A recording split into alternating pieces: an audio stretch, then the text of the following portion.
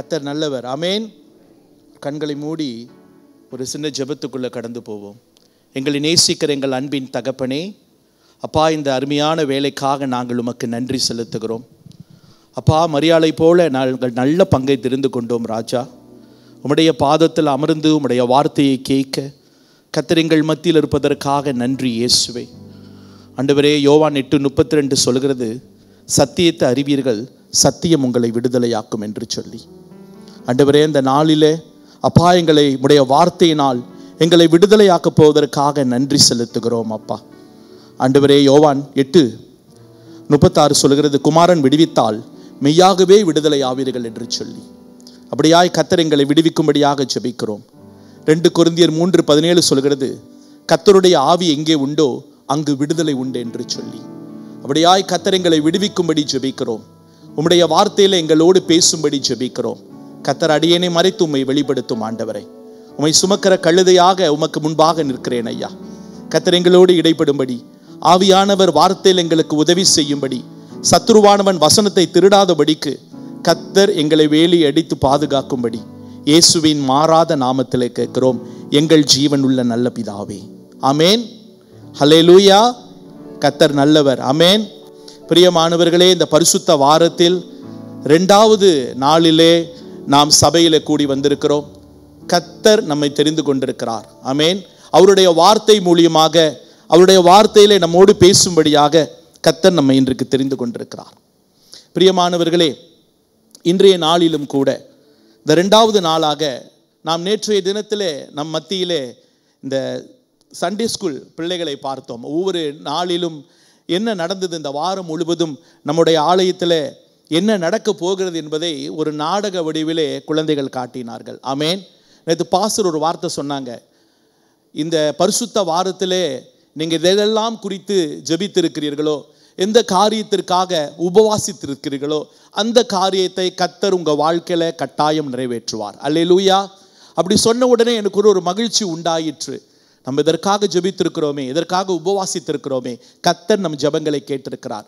அவர் அவராக சொல்லலை, ஆவியானவர் உணர்த்தப்பட்டு அவர் காலையில் ஜெபிக்கும் பொழுது அந்த வார்த்தை அவருக்குள்ள இருந்து புறப்பட்டு வந்தது. ஆமேன். கர்த்தர் நம் ஜெபத்தை கேட்டு இந்த பரிசுத்த வாரத்தில், இந்த பரிசுத்த நாளிலே நாம் உபவாசிக்கிற காரியங்கள் எதை குறித்து நீங்கள் உபவாசித்திருந்தாலும் அதை கர்த்தர் அறிவார். ஆமேன். அல்லேலூயா. பிரியமானவர்களே, சங்கீதம் 20:4 சொல்கிறது, கர்த்தர் நம்முடைய இருதயத்தின் வாஞ்சையை அறிந்திருக்கிறார் என்று சொல்லி. எந்த மனுஷனும் அறிந்திருக்க முடியாது, அவர் ஒருவருக்கு மாத்திரம் நம்முடைய இருதயத்தின் வாஞ்சை தெரியும். அல்லேலூயா. ஆமேன். பிரியமானவர்களே, இன்று கூட நாம் வாசிக்கும்படி எடுத்துக்கொள்ளப்பட்ட மத்தேயு 21வது அதிகாரம் வசனம் 12 17 வரையிலே நாம் வாசித்தோம். இங்கே என்ன ஒரு சம்பவம் நடக்கிறது என்று சொன்னால், இயேசு ஆலயத்தை சுத்திகரிக்கிறார். ஆமேன். இயேசு ஆலயத்தை சுத்திகரிக்கிறதான ஒரு காட்சியை நமக்கு கண் முன்பாக கொண்டு வருவோம். அங்கே என்ன நடக்கிறது என்று அந்த வசனங்களை நாம் சற்று தியானித்து கர்த்தருடைய வார்த்தைக்குள்ளே கடந்து போவோம்.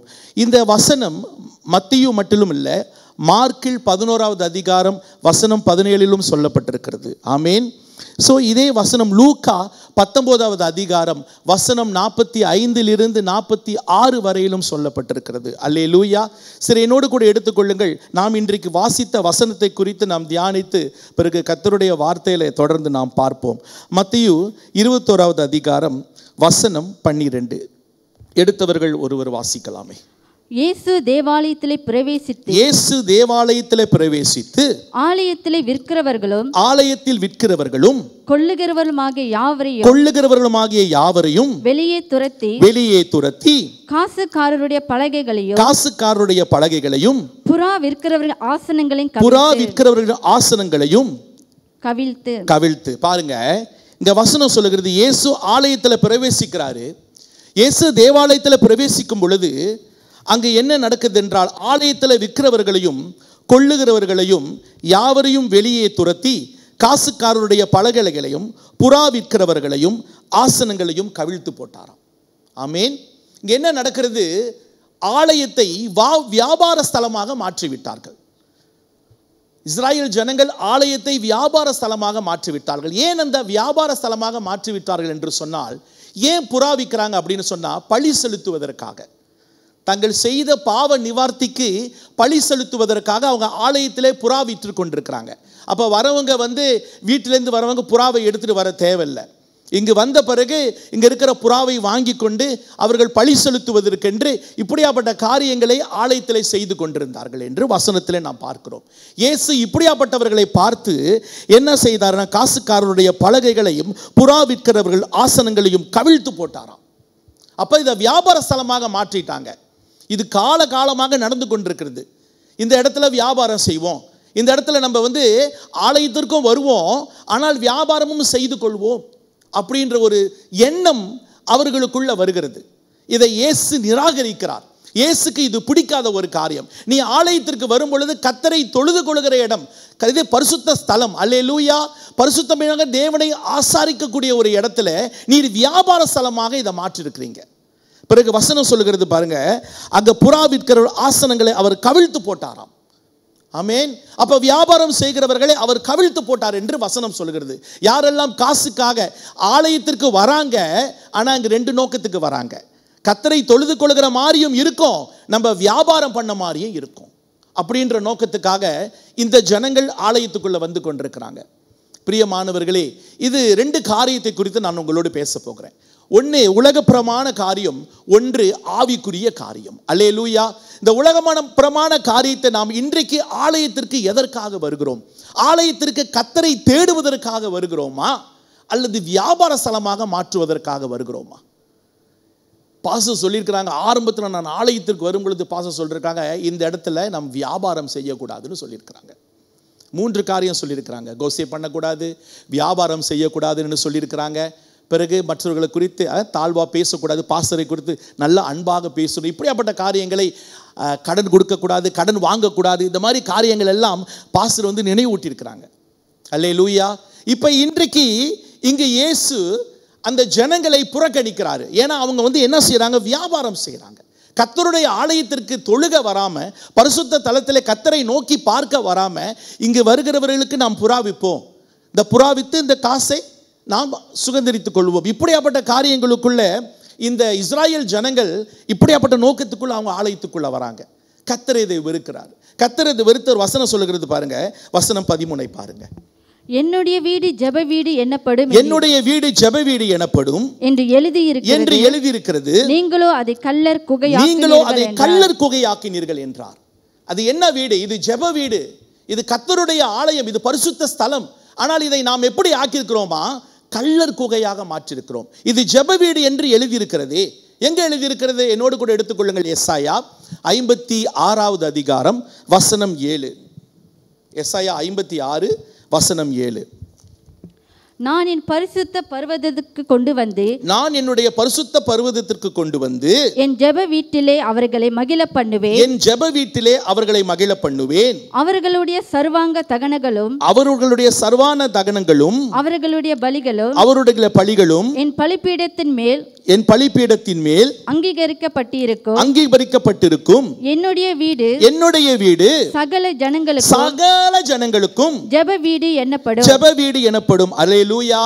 அப்ப இது எழுதி இருக்கிறது, எசாயாவில் இது எழுதி இருக்கிறது, என்னுடைய வீடு பரிசுத்த பர்வதம், இது என்னுடைய வீடாயிருக்கிறது, என்னுடைய வீடு சகல ஜனங்களுக்கும் ஜெப வீடு எனப்படும். அல்லேலூயா. ஆமென். இது ஜெப வீடு எனப்படும். இந்த ஜெப வீட்டிலே நீ வியாபாரம் செய்யக்கூடாது. இந்த ஜெப வீட்டிலே உன்னுடைய நோக்கம் கர்த்தரை ஆராதிக்கிறதாக மட்டும்தான் இருக்க வேண்டும்.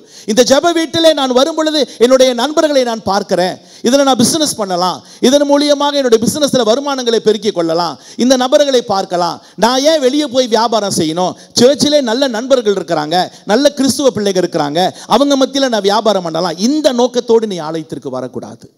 அப்படி அந்த நோக்கத்தோடு நீங்கள் வந்திருப்பீர்களானால், இதற்கு முன்பாக அப்படி எண்ணியிருந்தீர்களானால், இது ஜெப வீடு. அல்லேலூயா. இந்த ஜெப வீடை நம் கல்லர் குகையாக மாற்றக்கூடாது. ஆமென். இது பரிசுத்த ஸ்தலம், இது தேவனை ஆராதிக்கிற ஒரு இடம், இது கர்த்தர் தெரிந்து கொள்ளப்பட்ட ஒரு இடம், இதை நம்முடைய விலை கிராயம் கொடுத்து வாங்கியிருக்கிற ஒரு இடம். அல்லேலூயா. இது கர்த்தருக்கென்று ஸ்தாபிக்கப்பட்டிருக்கிற ஒரு பரிசுத்த ஸ்தலம். ஆமென். இந்த பரிசுத்த ஸ்தலத்தை நாம் தான் பரிசுத்தமாக வைத்திருக்க வேண்டும். இது ஆலயம், இது ஒரு கட்டடம், ஆனால் இது நம் தேவனை தொழுது கொள்ளுகிற ஒரு ஆலயமாக இருக்கிறது. அல்லேலூயா. ஆமென்.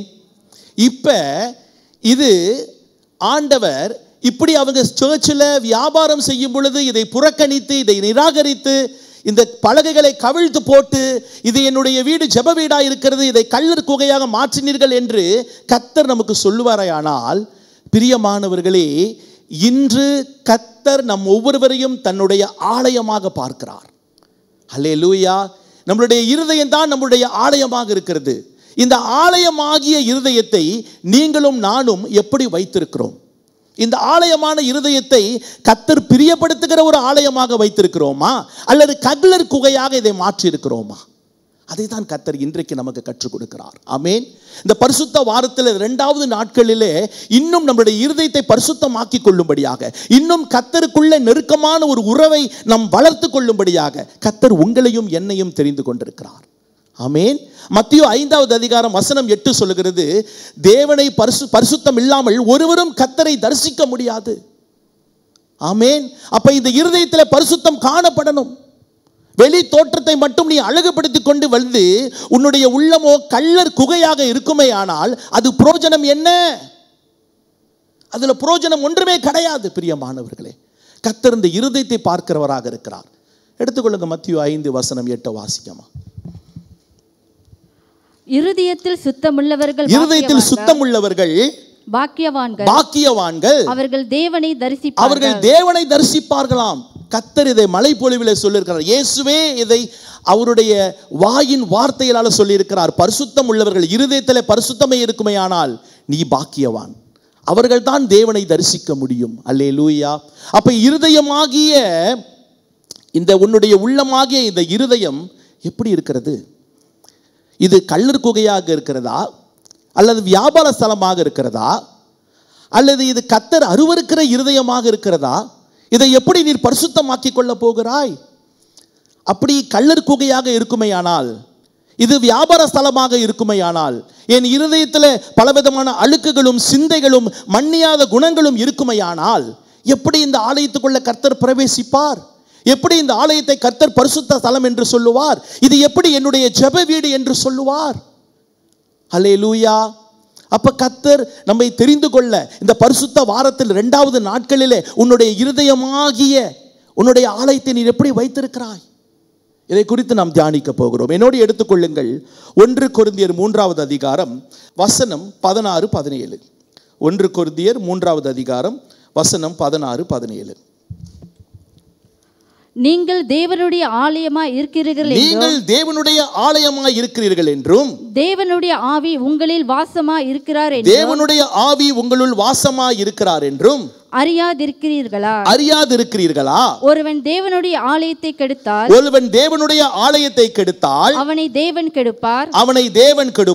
தேவனுடைய ஆலயம் பரிசுத்தமாய் இருக்கிறது. நீங்களே அந்த ஆலயம். ஹல்லேலூயா. நீங்களே அந்த ஆலயம். நீங்க இந்த ஆலயத்தை கெடுப்பீர்கள் என்றால் தேவன் உங்களை கெடுத்து போடுவார். வசனம் அப்படித்தான் சொல்லுகிறது. இது கர்த்தருடைய ஆலயம், கர்த்தர் வாசம் பண்ணுகிற ஒரு இடம். இந்த ஆலயத்தை நான் கெடுப்பேனேயானால், இந்த ஆலயத்தில் கர்த்தருக்கு நான் இடம் கொடுப்பாமல் உலக பிரமாண காரியங்களை நான் சிந்தித்துக் கொண்டு செயல்பட்டு கொண்டிருப்பேனானால் கர்த்தர் என்னை கெடுத்து போடுவார். அல்லேலூயா. அதான் ஆண்டவர் அகற்றி போட்டார் அந்த ஜனங்கள் வியாபார ஸ்தலமாக வைத்திருப்பதை கண்டு. 1 கொரிந்தியர் 3 வசனம் 9 வாசிங்க. நாங்கள் தேவனுக்கு உடன் வேலையாட்களாய் இருக்கிறோம். நீங்கள் தேவனுடைய பண்ணையும் தேவனுடைய மாளிகையுமாய் இருக்கிறீர்கள். அல்லேலூயா. நாம் தான் தேவனுடைய பண்ணையும், நாம் தான் தேவனுடைய ஆலயமாக இருக்கிறோம். ஆமென்.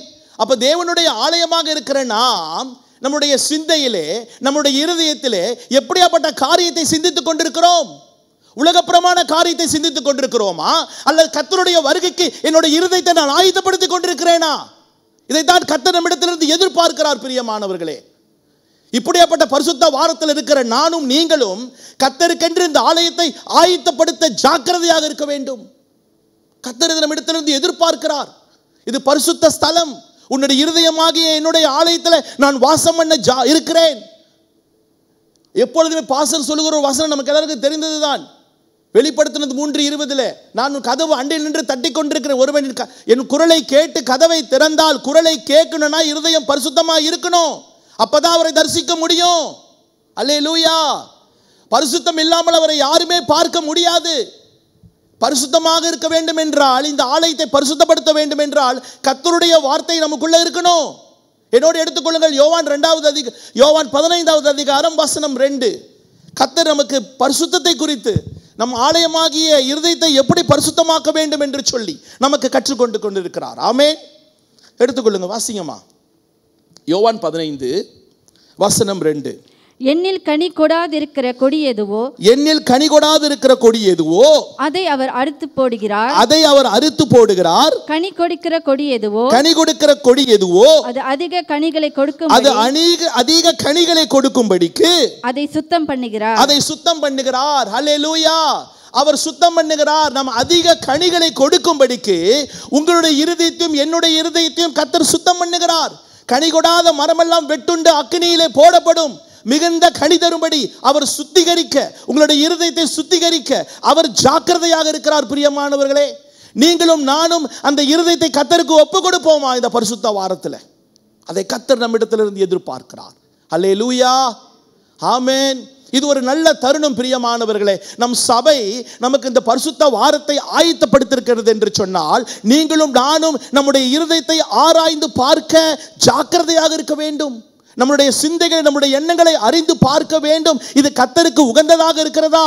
என்னுடைய ஆலயம் கர்த்தர் வாசம் பண்ணுகிற ஒரு பரிசுத்தமாக ஸ்தலமாக இருக்கிறதா, அல்லது கள்ளர் குகையாக இருக்கிறதா? அதை நாம் சிந்திக்க வேண்டும் பிரியமானவர்களே. ஆமென். ஹல்லேலூயா. ஜாக்கிரதையாக நாம் இருக்க வேண்டும் என்று வசனம் சொல்கிறது. எபேசியர் 2வது அதிகாரம் வசனம் 20-21. எபேசியர் 2வது அதிகாரம் வசனம் 20-21. அப்போஸ்தலர் தீர்க்கதரிசிகள் என்பவர்களுடைய அஸ்திபாரத்தின் மேல் கட்டப்பட்டவர்களுமாய் இருக்கிறீர்கள். அதற்கு இயேசு கிறிஸ்து தாமே மூலைக்கல்லாய் இருக்கிறார். அல்லேலூயா. அவர் மேல் மாளிகை முழுவதும் இசைவாய் இணைக்கப்பட்டு கர்த்தருக்குள் பரிசுத்த ஆலயமாக எழும்புகிறது. அதற்கு இயேசு கிறிஸ்து தாமே மூலைக்கல்லாய் இருக்கிறார். அவர்தான் நம்முடைய ஆலயத்திற்கு மூலைக்கல். ஆமென். அடுத்த வசனம் பாருங்கம்மா, 21. அவர் மேல் நீங்களும் ஆவியினாலே தேவனுடைய வாசஸ்தலமாக கூட்டி கட்டப்பட்டு வருகிறீர்கள். அவர் மேல் மாளிகை முழுவதும் இசைவாய் இசைக்கப்பட்டு கர்த்தருக்குள் பரிசுத்த ஆலயமாக எழும்புகிறது. அல்லேலூயா. ஆமென். அவர் மேல் நீங்கள் ஆவியானவர் தேவனுடைய வாசஸ்தலமாய் கூட்டி கட்டப்பட்டு வருகிறார். இதுதான் அவருடைய ஆலயம். அவர்தான் நம்முடைய மூளைக்கல்லாக இருக்கிறார். இன்றைக்கு உன்னுடைய இருதயத்தில் யார் மூளைக்கல்லாக இருக்கிறார்? உன்னுடைய இருதயமாகிய இந்த உண்மையான உன்னுடைய மாம்ச இருதயத்துக்குள்ள யார் உன்னுடைய வாழ்க்கையில மூளைக்கல்லாக இருக்கிறார்? யாருடைய அஸ்திபாரம் உனக்குள்ள இருக்கிறது? இயேசு கிறிஸ்து என்கிற அஸ்திபாரம் நமக்குள்ள இருக்கிறதா, அல்லது உலகப்பிரமான சிந்தை, உலகப்பிரமான காரியம் அடங்கி இருக்கிறதா? பிரியமானவர்களே, கர்த்தர் நம்மிடத்தில் எதிர்பார்த்து கொண்டிருக்கிறார்.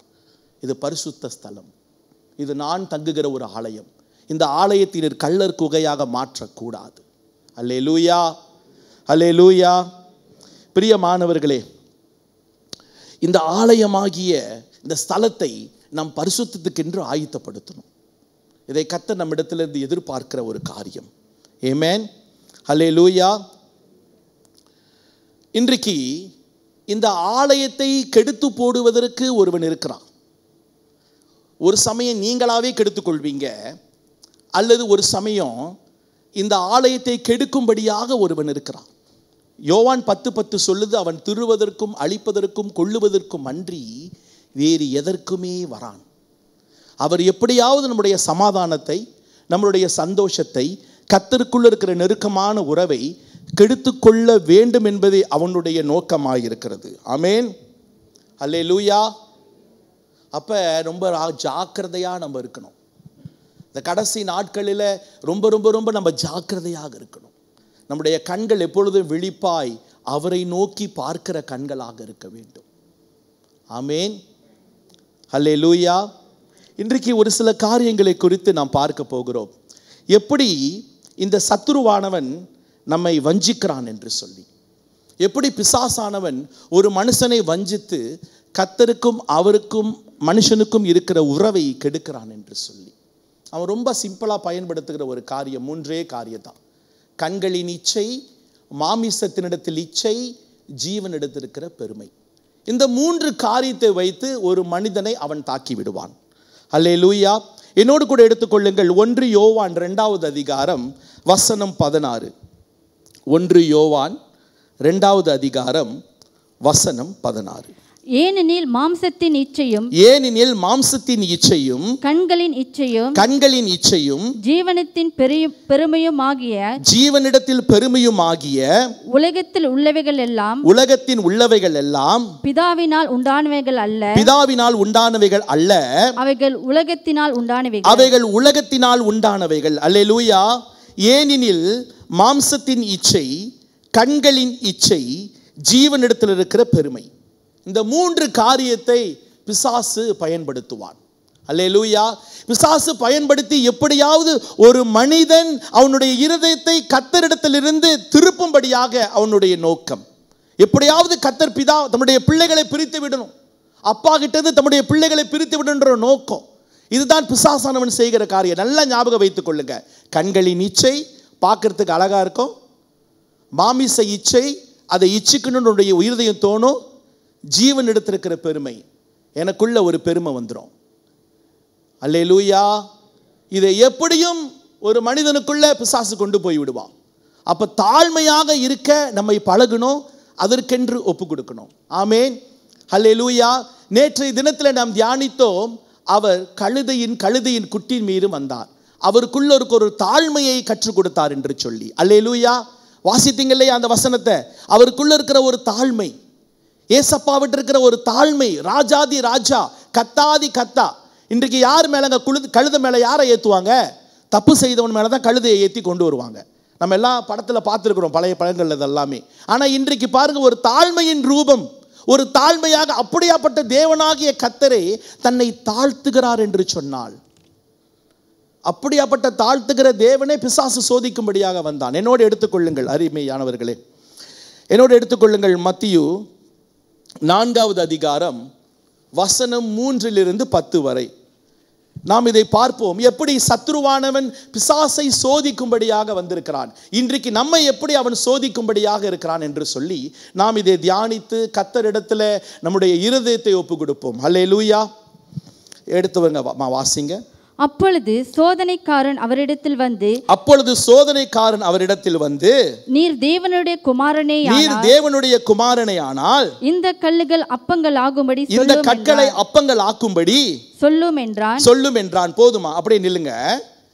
நீர் தேவனுடைய குமாரன் தானே, நீ கர்த்தருடைய பிள்ளை தானே, அப்ப இதை சொல்லி இதை செய். ஏன் இந்த கல்லை அப்பமாக்கி நீ சாப்பிட மாட்ற? நம்மளா இருந்தா செஞ்சிருப்போம்ல, ஏன்னா நான் கர்த்தருடைய பிள்ளையாச்சே. பிரியமானவர்களே, உங்களுடைய எண்ணத்துக்குள்ள பிசாசு தோன்றுகிறது நல்லதாக இருந்துக்குமே, ஆனால் கூட அதை நீங்கள் செய்வீர்கள் என்றால் அவனுக்கு நீங்க கீழ்ப்படுகிறீர்கள் அர்த்தம். வசனம் என்ன சொல்லுது? அடுத்து வாசிக்கமா. அவர் பிரதியுத்தரமாக மனுஷன் அப்பத்தினாலே மாத்திரமல்ல தேவனுடைய வாயிலிருந்து புறப்படுகிற ஒவ்வொரு வார்த்தையினாலும் பிழைப்பான். அல்லேலூயா. போதும். அப்ப பாருங்க, பிசாசு சொல்லுது நீ கர்த்தருடைய பிள்ளை தானே, அப்போ உன்னால அதை செய்ய முடியும் தானே, இந்த அற்புதத்தை நீ செய்ய முடியும். செஞ்சிருக்க முடியுமா? முடியாதா? பிரியமானவர்களே, செஞ்சிருக்க முடியும் தானே. ஆனா இயேசு ஏன் செய்யல? ஏன்னா இயேசு கீழ்ப்படியல. அல்லேலூயா. அப்ப கீழ்ப்படியல, இயேசு சத்துருவுக்கு கீழ்ப்படியல. ஆமேன். அந்த ஜீவன் எடுத்திருக்கிற பெருமை அவருக்குள்ள இல்லை. ஏன்னா அவர் பிதாவின் மகன் என்று அவருக்கு தெரியும். அவர் அதை செய்யணுன்ற அவசியம் கிடையாது. தமக்கு முன்பாக இவர் தேவகுமார் என்று பிசாசுக்கு அவர் காமிக்கணுன்ற அவசியம் இல்லை. அல்லேலூயா. அடுத்த வசனம் வாசிமா. அப்பொழுது பிசாசு அவரை அப்பொழுது பிசாசு அவரை பரிசுத்த நகரத்திற்கு கொண்டு போய் தேவாலயத்து உட்பருகையின் மேல் அவரை வைத்து அவரை நிறுத்தி நீர் தேவனுடைய குமாரனேயானால் தாள குதியும் ஏனெனில் தம்முடைய தூதர்களுக்கு உம்மை குறித்து கட்டளையிடுவார் உமது பாதம் கல்லில் இடாதபடிக்கு அவர்கள் உம்மை கைகளில் ஏந்தி கொண்டு போவார்கள் என்று என்பதாய் எழுதியிருக்கிறது என்று சொன்னார். நிறுத்துங்கம்மா, நீ தேவனுடைய குமாரன் தானே, மேலிருந்து கீழே குதி. இதெல்லாம் நமக்கு தெரிஞ்ச சத்தியம் தான் பிரியமானவர்களே. இப்படித்தான் பிசாசு இயேசுவையும் சோதிக்கும்படியாக வந்திருக்கிறான். ஏன் இந்த வசனத்தை நான் மறுபடியும் உங்களுக்கு சொல்றேனாக்கா, நம்முடைய வாழ்க்கையிலும் ஏதாவது ஒரு 3 ரீதியில கண்களின் இச்சை, மாமிசத்தினிடத்தில் இச்சை, ஜீவனிடத்துக்கிற பெருமையிலே கொண்டு வந்து உன்னை நிப்பாட்டுவான். ஹல்லேலூயா, ஆமென். ரொம்ப ரொம்ப கவனமாக இருக்கணும் இந்த காரியத்தில். தாள குதி. இயேசு குதிச்சிருக்கலாம், வானதூதர்கள் காப்பாத்திருப்பாங்க, ஆனா இயேசு கீழ்ப்படியல. ஏன்னா அது சொல்றது பிசாசு. ரொம்ப கவனமாக இருக்கணும். நீங்க நினைச்சு கொள்ளாதீங்க இன்றைய சமயத்துல கர்த்தர் தான் என்னோடு சில காரியங்களை பேசுகிறாரான்னு நினைக்காதீங்க. உலகப்புறமான காரியங்களை உங்களை வஞ்சிக்கும்படியாக பிசாசு பேசுவான். நீங்களை நானும் அறிந்து கொள்ளணும். ஆவிக்குரிய ரீதியில ஜெபம் பண்ணி இது ஆவியானவர் வெளிப்படுத்துகிற காரியமா அல்லது பிசாசு வெளிப்படுத்துகிற காரியமா, என் இருதயத்தில் யார் பேசிக் கொண்டிருக்கிறார் என்பதை நீங்களும் நானும் அறிந்து கொள்ள வேண்டும். பிரியமானவர்களே, ஜெபிக்கும் பொழுது கர்த்தருடைய ஆவிக்குள்ள நிரம்பும் பொழுது கர்த்தராகிய ஆவியானவர் உங்களுக்கும் எனக்கும் கற்றுக் கொடுப்பார். ஆமென். ரொம்ப ஞானமாக இந்த கடைசி காலத்தில் நீங்களும் நானும் இருக்க வேண்டும். அல்லேலூயா. ஏதோ ஒருத்தவங்க சொல்றாங்க, இங்க போய் பாருங்க, அங்க போய் பாருங்க. உன்னுடைய விசுவாசம் கர்த்தராகிய இயேசு ஒருவர் மாத்திரமே. அனுபவ ரீதியில சொல்லுகிற பிரியமான தேவ ஜனமே, ஹல்லேலூயா. அதை வாசித்து முடியுமா? அதற்கு இயேசு உன் தேவனாகிய கர்த்தர் பரீட்சை பாராதிருப்பாயாக என்று எழுதியிருக்கிறது சொல்றாரு. வசனத்தை வைத்தே பிசாசானவன் அவர் தோக்கடிக்கிறார். கர்த்தருடைய வசனத்தில் உங்கள் கண்களை திருப்புங்க. பிசாசானவன் உங்களை எண்ணத்துக்குள்ள கொண்டு வரானா அல்லது கர்த்தருடைய ஆவியானவர் உங்களுக்குள்ள பேசுகிறாரா என்பது வேத வசனத்தில் சொல்லப்பட்டிருக்கிறதா? இது கடைசி காலம். அநேகர் இயேசுவை போல தோன்றுவார்கள். அவர்கள் தோன்றுகிறது, அவர்கள் பேசுவது கர்த்தருடைய ஆவியிலே தானா அல்லது உலகப்புறமான காரியத்தில் பேசுகிறார்களா என்பது நீங்களும் நானும் கர்த்தருடைய வசனத்தில் தெளிவாய் இருக்க வேண்டும். ஜாக்கிரதை. அல்லேலூயா. அடுத்த வசனத்தை வாசிமா. மறுபடியும் பிசாசு அவரை மிகவும் உயர்ந்த மலைக்கு அழைத்துக் கொண்டு போய் உலகத்தின் சகல ராஜ்யங்களையும் ஆமென் அவைகளின் மகிமையும் அவருக்கு காண்பித்து, நீர் சாஷ்டாங்கமாய் விழுந்து என்னை பணிந்து கொண்டால் இவைகளெல்லாம் உமக்கு தருவேன் என்று சொன்னான். ஆமென். நீர் சாஷ்டாங்கமாய் விழுந்து கொண்டு என்னை பணிந்து கொண்டால், இதெல்லாம் உங்களுக்கு தெரிந்தது தான். இன்றைக்கு ஏன் உலகத்தார் ஆசீர்வாதமா இருக்கிறான், நான் ஏன் கர்த்தருடைய பிள்ளை எப்படி இருக்கிறேன், ஏன் உலகத்தார் உலகப்புறமான காரியங்களை செய்து கொண்டிருக்கிறான், வேலை இடத்துல ஏமாத்தி கொண்டிருக்கிறான், வேலை இடத்துல போலியாக இருக்கிறான், உண்மையா இல்லை, அவனுக்கு தான் ப்ரொமோஷன் கிடைக்கிறது, எனக்கு ஏன் ப்ரொமோஷன் கிடைக்க மாட்டேங்கிறது கேள்வி உங்களுக்குள்ள இருக்கலாம். நீயும் நானும் கர்த்தருடைய பிள்ளை என்றதை மறந்துடாத. தவறான வழியில போய் விழுந்துடாத. அவன் தவறு செய்கிறான் என்று சொன்னால் நீ அந்த தவறை செய்யாத. கர்த்தர் உன்னை பிரித்தெடுத்திருக்கிறார். உலகத்திலிருந்து உங்களையும் என்னையும் பிரித்தெடுத்திருக்கிற தேவன் வித்தியாசமாக உங்களையும் என்னையும் பார்க்கிறார். உங்களுக்குரிய ஆசீர்வாதம் உங்களுக்குள்ள வந்து சேரும் கர்த்தருடைய வார்த்தைக்கு உன்னை ஒப்பு கொடுக்கும் பொழுது. அல்லேலூயா. இதுதான் ஜாக்கிரதையாக இருக்கணும் பிரியமானவர்களே. தொடர்ந்து வாசிமா. அப்பொழுது இயேசு அப்பாலே போ சாத்தானே, உன் தேவனாகிய கர்த்தரை பணிந்து கொண்டு அவர் ஒருவருக்கே ஆராதனை செய்வாயாக. இங்க வா, உனக்கு இது கிடைச்சிரும். அங்க வா, உனக்கு இது கிடைச்சிரும். நிறைய வழிகள் உண்டு. இந்த வழி இல்லைன்னா என்ன? இவர் காலம் தாமதிப்பார். 10 வருஷம் ஆக்குவார், 15 வருஷம் ஆக்குவார். இவர் லேசில் செய்ய மாட்டாரு. அல்லேலூயா.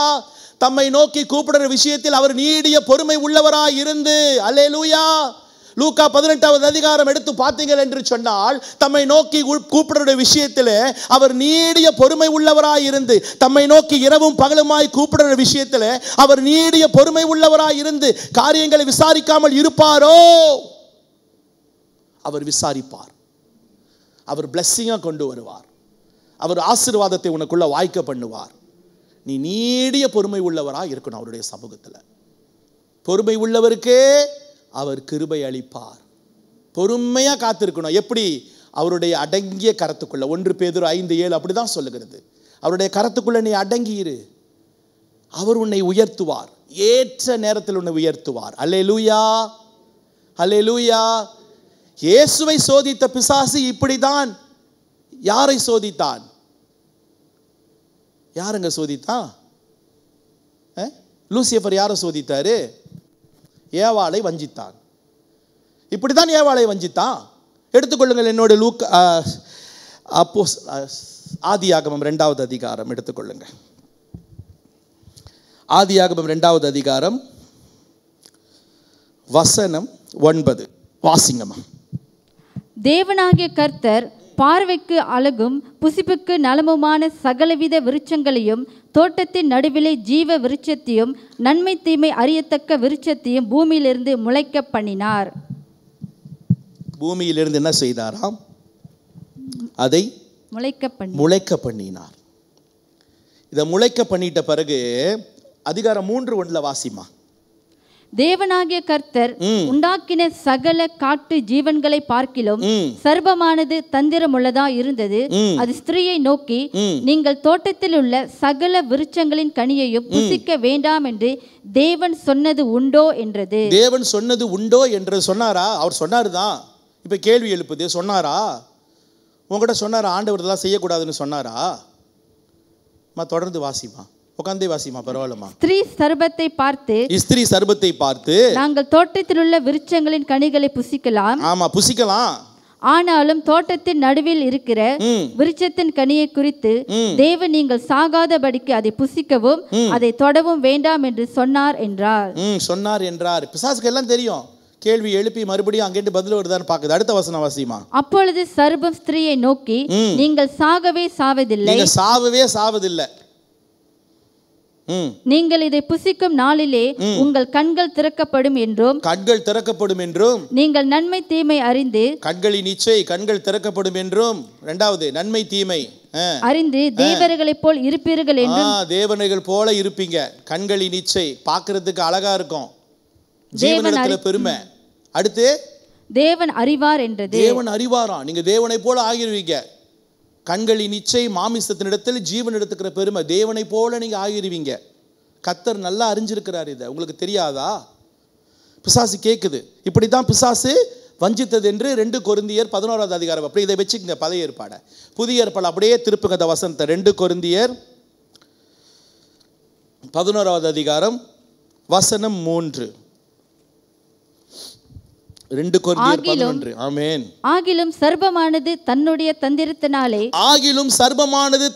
தந்திரத்தினாலே ஏவாளை வஞ்சித்தது போல உங்கள் மனதும் கிறிஸ்துவை பற்றிய உண்மை நின்று விலகும்படி கெடுக்கப்படுவோம் என்று பயந்திருக்கிறேன் சொல்றாரு பவுல். சொல்றாரு, இப்படி எப்படி பிசாசு ஏவாளை வஞ்சித்ததோ அப்படியாக உங்களையும் வஞ்சித்து விடுமோ என்று என்னுடைய மனதிலே பயந்திருக்கிறேன்னு சொல்றாரு. ஜாக்கிரதை. அல்லேலூயா. என்னுடைய ஒவ்வொரு நாளும் ஜெபமும் பிரியமான தேவ ஜனமே, கண்களின் இச்சை ஆண்டவரே, என்னுடைய கண்களில் இச்சை இருந்து என்னை காப்பாற்ற ஆண்டவரே. மாமிசத்தின் இச்சை எனக்கு இருக்கக்கூடாது ஆண்டவரே. ஜீவனிடத்துல பெருமை இருக்கக்கூடாது ஆண்டவரே. இங்க கர்த்தருடைய வார்த்தையை பேசுறதுனால எனக்குள்ள பெருமை வந்துடக்கூடாது ஆண்டவரேன்னு ஒவ்வொரு நாளும் நான் ஜெபம் செய்வேன். அல்லேலூயா. கர்த்தருடைய நாமம் மாத்திரமே மகிமை அடையணும். அல்லேலூயா. நாம் கர்த்தருடைய வார்த்தையை பிரசங்கிக்கும்படியாக தான் தெரிந்து கொண்டிருக்கிறோம். அதற்காக தான் கர்த்தர் இந்த கிஃப்ட்டை கொடுத்திருக்கிறாரு. அல்லேலூயா. அவர் கொடுத்தது அவருக்கென்று பயன்படுத்த வேண்டும் என்று சொல்லி தேவ ஜனமே, உலகப்பிரமாண காரியங்களுக்கு அல்ல. ரொம்ப ரொம்ப ரொம்ப ஜாக்கிரதையாக இருக்கணும். உன்னுடைய இருதயம் எப்படி இருக்கிறது? உன்னுடைய இருதயம் கர்த்தருக்கென்று ஒப்பு கொடுக்கிற இருதயமாக இருக்கிறதா, அல்லது உன்னுடைய இருதயத்திலே எப்படியாப்பட்ட காரியங்களை நீ சிந்தித்துக் கொண்டிருக்கிறாய்? கலாத்தியர் 5 எடுங்க. கலாத்தியர் 5வது அதிகாரம் வசனம் 19 எடுங்க. Jesus name. எடுத்துட்டீங்களாமா? எல்லாருக்கும் தெரிந்தது தான். மாம்சத்தின் கிரியைகள் வெளியரங்கமாய் இருக்கிறது. அவையாவன விபச்சாரம், வேசித்தனம், அசுத்தம், காமவிகாரம், விக்கிரக ஆராதனை, பில்லிசூனியம், பகைகள், விரோதங்கள், வைராக்கியங்கள், கோபங்கள், சண்டைகள், பிரிவினைகள், மார்க்கபேதங்கள், பொறாமைகள், கொலைகள், வெறிகள், களியாட்டங்கள் முதலானவைகளே. இதுல சொல்லதுல ஒண்ணு உன்னுடைய இருதயத்தில் இருக்குமே ஆனால் பிரியமான தேவ ஜனமே, கர்த்தரிடத்தில் இந்த பரிசுத்த வாரத்தில் உன்னை ஒப்புக்கொடு. கர்த்தர் உன்னை மாற்ற வல்லவராக இருக்கிறார். ஆமேன். எரேமியா 17வது அதிகாரம் வசனம் 9. எரேமியா 17வது அதிகாரம் வசனம் 9. எல்லாவற்றை பார்க்கிலும் இருதயமே திருக்குள்ளதும் மகா கேடுள்ளதுமாய் இருக்கிறது. அதை அறியத்தக்கவன் யார்? இருதயம் எப்படி இருக்கிறதா? திருக்குள்ளதும் மகா கேடுள்ளதுமாய் இருக்கிறதா. அதை அறியத்தக்கவன் யார் என்று 10வது வசனம் சொல்கிறது. வாசிமா. கர்த்தராகிய நானே ஒவ்வொருவருக்கும் அவனுடைய வழிகளுக்கும் செய்கைகளின் பலனுக்கும் தக்கதை கொடுக்கும்படிக்கு ஆமென் இருதயத்தை ஆராய்கிறவரும். இருதயத்தை யார் ஆராய்கிறாரா? இன்றைக்கு நீங்களும் நானும் ஆராதிக்கிற கர்த்தர் தான் இருதயத்தை ஆராய்ந்திருக்கிறாரு. அல்லேலூயா. தொடர்ந்து வாசிமா. உள்ளந்திரியங்களை சோதிக்கிறவருமாய் இருக்கிறார். அவர் ஒருவர் மாத்திரமே உங்களுடைய உள்ளந்திரியங்களை சோதிக்கிறவருமாய் இருக்கிறார். என்னையும் உங்களையும் நம்ம ஏமாத்திரலாம், அவர் ஒண்டி நம்ம ஏமாற்ற முடியாது. இருதயமாகிய உன்னுடைய பலகைக்குள்ள அவருடைய வசனம் எப்படி இருக்கிறது? கர்த்தருடைய வார்த்தை உன்னுக்குள்ள இருக்குமே ஆனால் பிசாசானவன் உன்னை வஞ்சிக்க முடியாது என்பதை இருதயத்தில் எழுதி வைத்துக்கொள். அல்லேலூயா. பிரியமானவர்கள், இந்த பரிசுத்த வாரத்தில் எப்படி பிசாசானவன் ஏவாளை வஞ்சித்தானோ இப்படியே வஞ்சிக்கும்படியாக அவன் ரொம்ப ஜாக்கிரதை. அவன் எப்பொழுதுமே வஞ்சிக்கக்கூடியவனாக இருக்கிறான். ஆனா பவுல் சொல்றாரு, எனக்கு பயமா இருக்கிறது, ஏவாளை வஞ்சித்த பிசாசு உங்களை வஞ்சித்து விடுமோ, ஜாக்கிரதையாக இரு. இந்த இருதயத்தை கர்த்தரிடத்தில் ஒப்புக்கொடு. இப்படியாப்பட்ட காளியாட்டம், இப்படியாப்பட்ட துர்மார்க்கம், இப்படியாப்பட்ட பாவம் உன்னுடைய இருதயத்தில் இருக்குமே ஆனால் பரிசுத்தத்துக்கென்று உன்னை ஒப்பு கொடுத்து கர்த்தருடைய வார்த்தைக்குள்ள உன்னை ஒப்புக்கொடு. கர்த்தருடைய வசனம் உன்னை பரிசுத்தமாக்கும். கர்த்தருடைய வசனம் உன்னை கீழ்ப்படிய செய்யும். கர்த்தருடைய வசனம் உன்னை புதுப்பிக்கும். அல்லேலூயா. இது பரிசுத்த வாரம். உன்னுடைய பரிசுத்த வாரத்துக்கென்று ஒவ்வொரு நாளும் நம் சபை ஆயத்தப்படுத்தியிருக்கிறதே, அந்த பண்டிகையை கொண்டாடுவதற்கு, கர்த்தருடைய உயிர்த்தெழுந்த நாளை கொண்டாடுவதற்கு மன்னிக்கிற இருதயம் உனக்குள்ள இருக்கணும். பிறரை மன்னிக்கிற இருதயம் இருக்கணும். மன்னி, கர்த்தரிடத்தில் கேள். கர்த்தர் உன்னையும் என்னையும் மன்னித்தாரே. அப்படியாப்பட்ட தேவனை நாம் சிலுவையில் அறையும் என்று சொன்னோமே. யாரெல்லாம் இயேசுவை ராஜா என்று அவர் குதிரையின் மீது அவர் கழுதையின் மீது பவனி வந்த பொழுது அவரை ராஜா, அவர் யூதாவின் சிங்கம் என்று சொன்னார்களோ அவர்களே தான் அவரை சிலுவைகளை அறைத்தார்கள். இன்றைக்கு நீங்களும் நானும் செய்கிற பாவத்து நிமித்தம் இயேசுவை மறுபடியும் சிலுவையிலே அறைந்து கொண்டிருக்கிறோம் என்பதை மறந்து விடாதீர்கள் பிரியமானவர்களே. ஒவ்வொரு நாளும் உன்னுடைய பரிசுத்தத்துக்கென்று நீ காத்து காலையில் எழுந்து அவருடைய சமூகத்தில் ஒப்புக்கொடு. ஆண்டவரே, என்னை பரிசுத்தப்படுத்துங்க, உம்முடைய இரத்தத்தினால் என்னை சுத்திகரிச்சிருங்க, நான் உம்முடைய பிள்ளை, இந்த ராவு போஜனத்தில் வருவதற்கு என்னை ஆயத்தப்படுத்துங்க ஆண்டவரே. 1 கொரிந்தியர் 11 அதிகாரம் சொல்லுகிறது, ஒருவனும் பரிசுத்தம் இல்லாமல் அவருடைய சமூகத்திற்கு வர முடியாது. உன்னை ஆராய்ந்து பார்த்த பிறகு கர்த்தருடைய சமூகத்தில், கர்த்தருடைய பானத்தில் பங்குவை. அல்லேலூயா. இது பரிசுத்த நாள் பிரியமானவர்களே. பரிசுத்த நாளுக்கென்று நம்மை ஒப்பு கொடுப்போம். அவர் சுத்திகரிக்கும்படியாக. நாம் ஆரம்பத்தில் வசனத்தில் பார்த்தோம் இல்லையா, யோவான் 15 அதிகாரம் வசனம் 2ல் அவர் சுத்திகரிக்கும்படியாக ஒப்புக்கொடு உன்னை. அல்லேலூயா. நீர் மிகுந்த கனி தரும்படியாக அவருடைய இருதயத்தை சுத்திகரிக்கும்படியாக உன்னை ஒப்புக்கொடு. அவர் சுத்திகரிப்பார். ஆமேன். அல்லேலூயா. பரிசுத்த ஆவியானவர் உன்னை நடத்துவார். அதே பரிசுத்த ஆவியானவர் தான் இயேசுவை நடத்தினார். அப்போஸ்தலர் 10:38 சொல்லுகிறது, பரிசுத்த ஆவியானவர் அவரோடு இருந்தபடியினால் அவர் எங்கும் நன்மை செய்தவராய் சுற்றி திரிந்தார். அல்லேலூயா. இன்னைக்கு நீங்களும் நானும் நன்மை செய்தவர்களாய் கர்த்தருடைய வார்த்தையில நிலைத்திருக்கும்படியாய், இருதயத்தில் பரிசுத்தத்தை காத்துக்கொள்ளும்படியாய் பரிசுத்த ஆவியானவருக்கு இடம் கொடு. அதிகாலையில் அவரை தேடு. அவர் இடத்துல வந்து வாசம் பண்ணுவார். அவர் உனக்கு கற்றுக் கொடுப்பார், உனக்கு போதிப்பார். நீ எப்படி நடக்கணும், அந்த நாளில் எப்படி நடத்தப்படணும், நீ எப்படி வஞ்சிக்காடாக படிக்க நடந்து கொள்ளணும் என்று உனக்கு கற்றுக் கொடுப்பார். அவரிடத்தில் கேளு. அல்லேலூயா, ஆமென். பிரியமான தேவ ஜனமே, இயேசு நம்முடைய இருதயத்தை இன்றைக்கு சுத்தம் செய்திருக்கிறார். அல்லேலூயா. எத்தனை பேர் விசுவாசிக்கிறீங்க? கர்த்தர் உங்களோடு பேசியிருக்கிறார். பிரியமானவர்களே, கர்த்தர் உங்களுக்கு கற்றுக் கொடுத்திருக்கிறார். கர்த்தர் நமக்கு சொல்லி கொடுத்திருக்கிறார். அவருக்கு கீழ்ப்படி, ரொம்ப ஜாக்கிரதையாயிரு, இது கடைசி காலமாக இருக்கிறது. கர்த்தருக்கு இடத்துல ஒப்பு கொடுத்து உன்னுடைய பரிசுத்தத்தை காத்துக்கொள். யோவான் 2:15 சொல்லுகிறது போல அவர் சுத்திகரிக்கும்படியாக ஒப்புக்கொடு. அவர் சுத்திகரிப்பார், அவர் சுத்திகரிப்பார். ஹல்லேலூயா, ஹல்லேலூயா, ஆமென். Praise the Lord. கர்த்தர் நல்லவர், அவர் கிருபை என்றும் உள்ளது. கண்களை மூடி நாம் ஜெபிப்போமா? எங்களை நேசிக்கிற எங்கள் அன்பின் தகப்பனே, அப்பா, இந்த பரிசுத்த வாரத்தில் 2வது நாளிலே கர்த்தர் எங்களோடு இடைப்பட்டீங்களா ராஜா? கர்த்தர் எங்களோடு பேசுனீங்கள் ஆண்டவரே. அப்பா, இந்த நாளிலே இந்த இருதயமாகிய அப்பா இந்த ஆலயத்தில் இன்று வாசம் பண்ண இருக்கிறீங்க அப்பா. இதை நாங்கள் காத்துக்கொள்ள, இதை நாங்கள் பரிசுத்தப்படுத்த கர்த்தர் எங்களுக்கு கிருபை செய்யுங்க. கர்த்தர் எங்களுக்கு உதவி செய்யுங்க ஆண்டவரே. அப்பா, உம்முடைய ராவு போஜனத்திலே பங்கு வைத்துக் கொள்ளக்கூடிய நாங்கள் எங்களை ஆராய்ந்து பார்த்து பரிசுத்தத்துக்கென்று எங்களை ஒப்பு கொடுத்து நாங்கள் எப்படியெல்லாம் ஆண்டவரே இந்த ஆலயத்தை பரிசுத்தப்படுத்த வேண்டுமோ, இந்த இருதயமான ஆலயத்தை நாங்கள் எப்படியெல்லாம் படுத்த வேண்டுமோ என்று எங்களுக்கு கற்றுக் கொடுங்க அப்பா. ஆவியானவர் எங்களுக்கு உதவி செய்யுங்க. இயேசுவின் மாறாத நாமத்தில் கேட்கிறோம் எங்கள் ஜீவனுள்ள நல்ல பிதாவே. ஆமென், ஆமென், ஆமென்.